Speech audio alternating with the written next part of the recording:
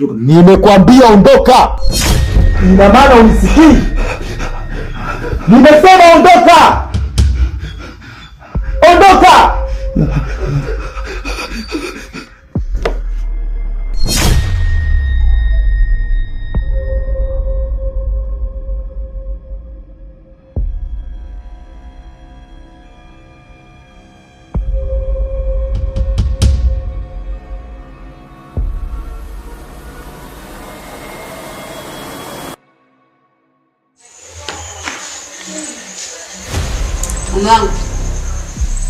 Umangu.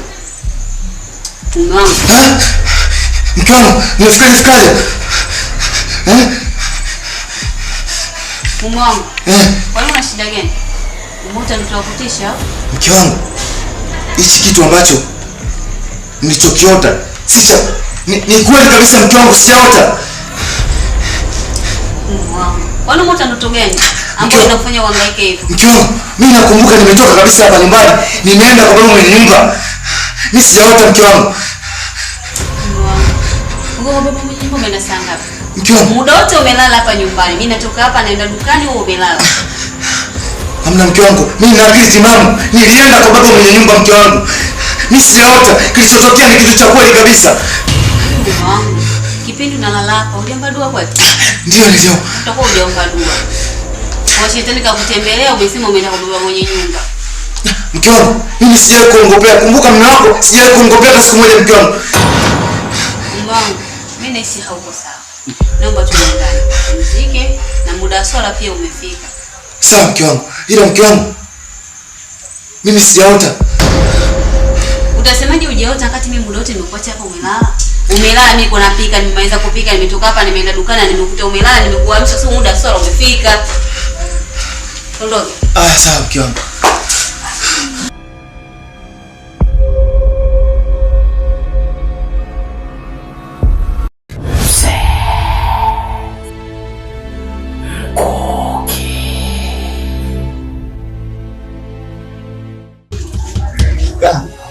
Moto.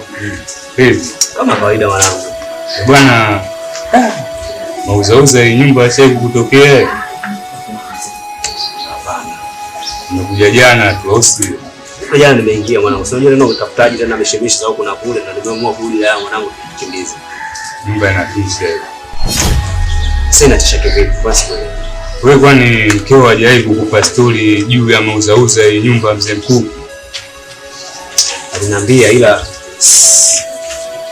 size. Size. Kwa baba mwenye nyumba huyo. Mzee mkuu. Moto. Yule ndo mkuu wenyewe. Moto bani? Huyu ndo baba mwenye nyumba yetu. Ni lakini mbaya mwanangu. Unza, mwenyewe nishakulazwa nje. Nishakulazwa nje. Nini hapa? Kulazwa nje? Niliamka asubuhi nikajikuta nje wakati tumelala usiku ndani vizuri tu. Moto. Ni nyumba tunayoishi. Inatisha. Muulize mkeo. Kwani wewe hajawahi kukupa mkasa juu hii nyumba? Mke wangu mimi nashanipa mkasa huo. Lakini nilikuachukulia kutokana na dini zake. Mara makanisani kuomba kwa sana. Nikachukulia bali ndoto tu iliyotokea. Maana mnakuwa ni mpaka nachanganyikiwa sasa. Kwa hiyo na maana nyumba hii ina mauzauza makubwa sana. Nyumba mama unasielewi. Yaani mimi naishi tu kiutata lakini nyumba inatisha. Nasoma uzauza tu. Yaani wewe utakiona, wewe si ndio umetia timu. Utaona mwanangu.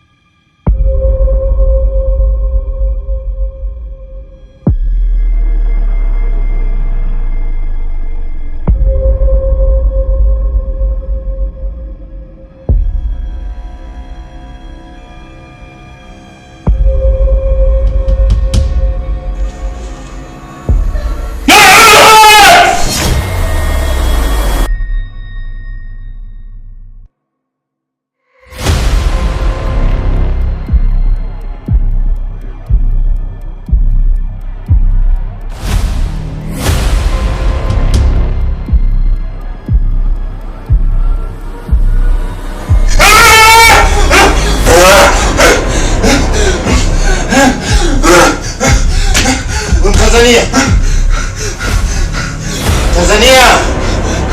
Wewe vipi mwanangu?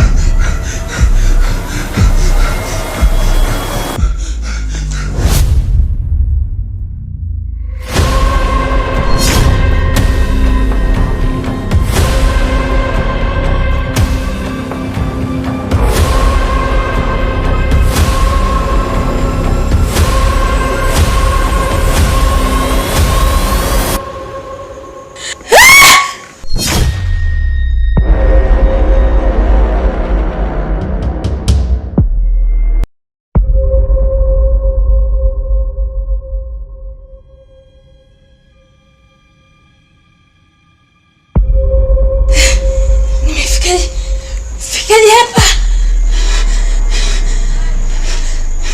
Bwana niende zangu kwa mama. Hii nyumba sirudi tena. Nini wewe?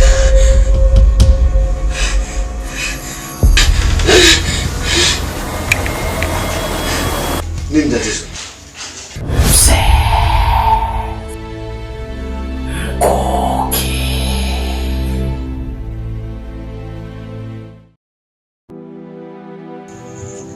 Wapendwa wenzangu,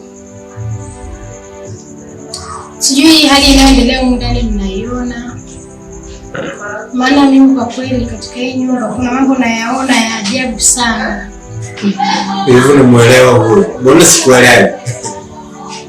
Pia mimi mwenyewe hata simuelewi. Yaani kuna mauzauza, yani kiufupi hii nyumba ina mauzauza. Naweza sema ni ndoto, lakini sio ndoto, maana ni vitu muda mwingine vinauhalisia kabisa vinatokea. Kuna mtoto wakati mwingine anamtokea, mara ananiambia ana njaa.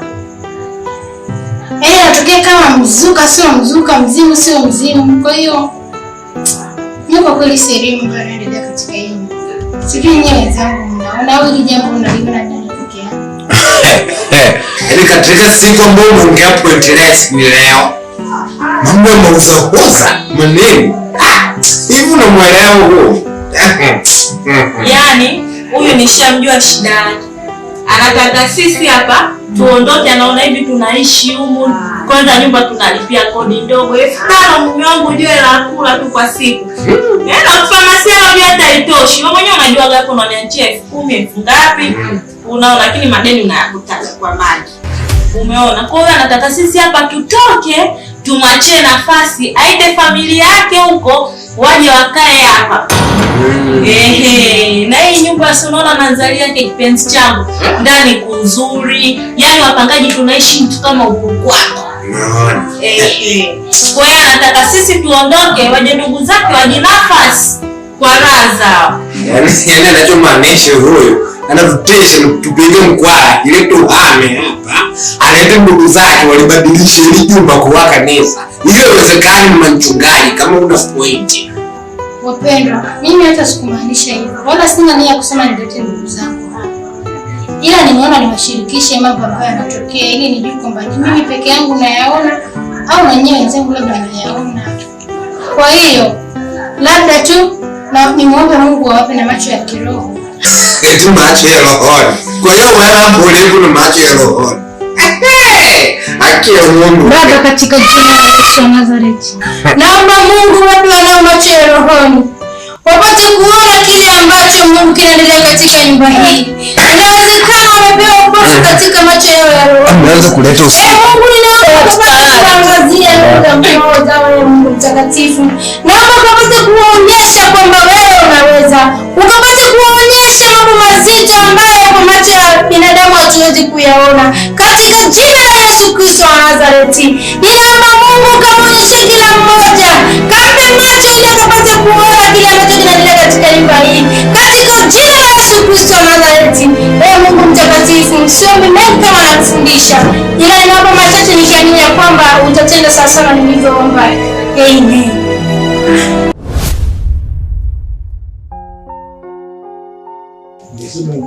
Oya mchezaji. Mwanangu leo nilimpata mimi ananichanganya kweli kweli. Yaani usiku mzima anachati na wanaume. Ni mwanamke wa aina gani huyu? Sasa na haki na visimu. Sasa hivi vilivyokuja kwa scratch ndio vyao sasa kuchati, si ana chati tu na ndugu zake. Simu kitu gani bwana? Wewe angalia. Juzi tu nimetoa 50,000. Wiki iliyopita nimetoa 30,000. Hizo zote zinaenda kwa mama yake. Hivi mimi nitaishi maisha gani? Kweli mwanamke ndio hivyo. Hata kusema kweli mwanangu, mimi na mademu wananishinda. Wewe unabaki unamwachia hivyo, unamwachia rais 50,000 30. Huyo sio kakushinda, huyo umemudu, unamweza. Kumbe sawa. Na mzazi ni mzazi. Hata mimi mama yangu. Lakini sasa mimi kinachoniuma sana mwanangu. Pesa natoa nyingi lakini mtu mwenyewe hayumo. Hana hata nia na nini. Wewe usiku mzima na chat na wanaume. Halo na wanaume. Sijui nini, mara nitumie vocha, mara nitumie nini. Sema kweli mwanangu. Hivi ndio maana nikagawisha. Au sibagara bwana, hela kama unatoa na simu mwanangu.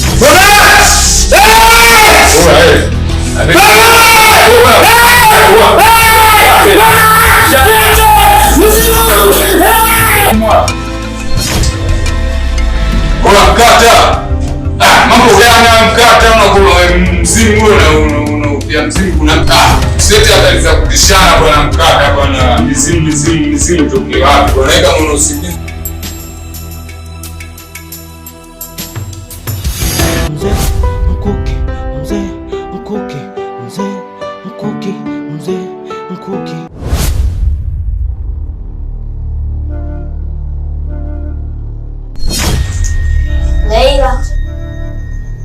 Leila. Habari.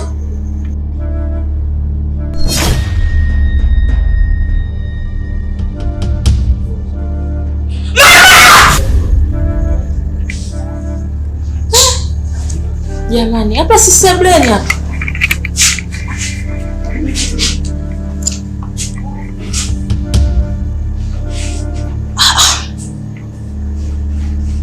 Kwa nimefikaje?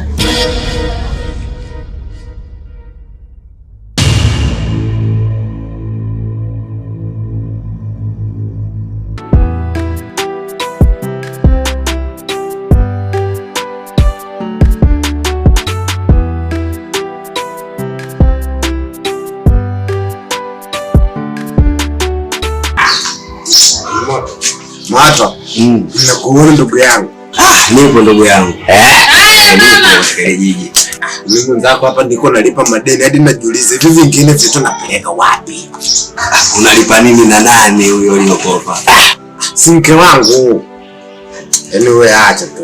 Michael, dawa deni ni kulipa ndugu yangu. Sio kukimbia. Zote alikimbiaje deni? Dawa deni kulipa. Sasa nikoje siniambie. Ya 200. Kilo ganda. Sasa Michael. Nataka nikuulize kitu kimoja ambacho kinaniumiza kichwa katika maisha yangu. Tangu nimerudi, mke wangu aliniambia swala la nyumbani pale napokaa. Ndio. Kwamba kuna mauzauza, umbija acha. Aliniambia kwamba kuna mauzauza na mambo ya maajabu ajabu kibao yanatokea. Lakini mimi sikutaka kumwamini. Sikutaka kumwamini kutokana na yeye mwenyewe namuona ile mtu hapa. Sasa asubuhi kulivyokucha nikakutana na wanangu wawili. Kinyonga na mwenzake Mkata. Ndio. Bwana. Na wao wananibisia mambo ya maajabu vile vile kama alivyoongea mke wangu. Kama yule Mkata ananiambia bwana mimi nimelala ndani lakini cha ajabu milango imefungwa na nimejikuta nimelala nje.